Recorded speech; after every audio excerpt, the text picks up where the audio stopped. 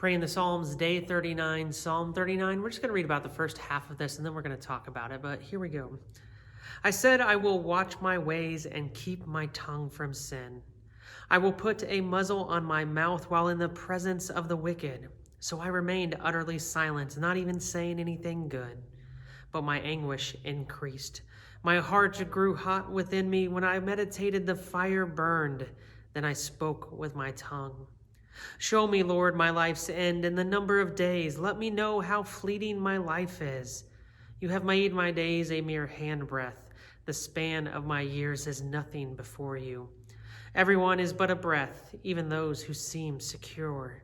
Surely everyone goes around like a mere phantom. In vain they rush about, heaping up wealth without knowing whose it will finally be. But now, Lord, what do I look for?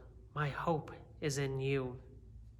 Well, this psalm, presumed to be a psalm of David, really highlights a couple of struggles we have as humans. It says at the beginning, I will watch my ways. I said that I will keep my tongue from sin. I will put a muzzle on my mouth.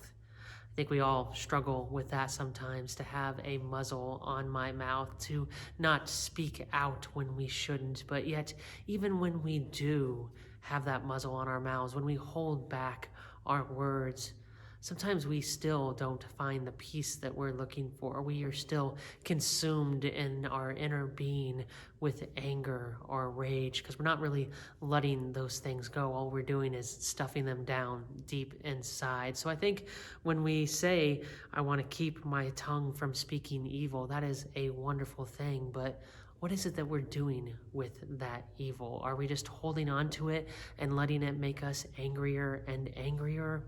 Or are we letting go and saying, everything is yours, God? We know that you will deal with evil in your time. We know that you are a good God and we trust you.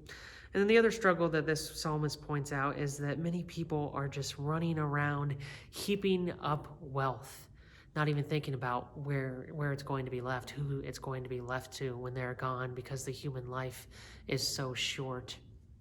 But I think that's just a response of people when they don't know what to do. When they try to put trust in themselves, they have to accumulate wealth. They have to accumulate resources, but they don't have the trust and the hope in God that we need to. And that's what this psalmist ends this part of the psalm with. It says, Lord, what do I look for? My hope is in you. My hope is that you can put your hope and trust in Jesus Christ, and that you can find ways not to hold on to evil or to suppress it and stuff it down deep inside you, but to trust that God will deal with that in God's way, and that we don't have to worry about consuming so many resources or storing up resources for ourselves, because we trust and hope in the Lord. So let's have a word of prayer.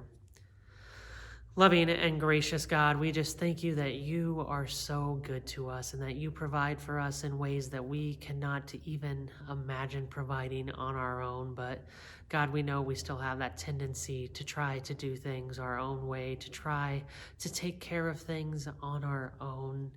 But really all you call us to surrender and put our trust in you. And I just ask, God, that you help us to do that. And we know we see evil around us and we think it's our job to deal with it. We think that we must be your hands and feet in this world that right every wrong. And there are good times when we should do that, Lord, when we should stand up and say no more.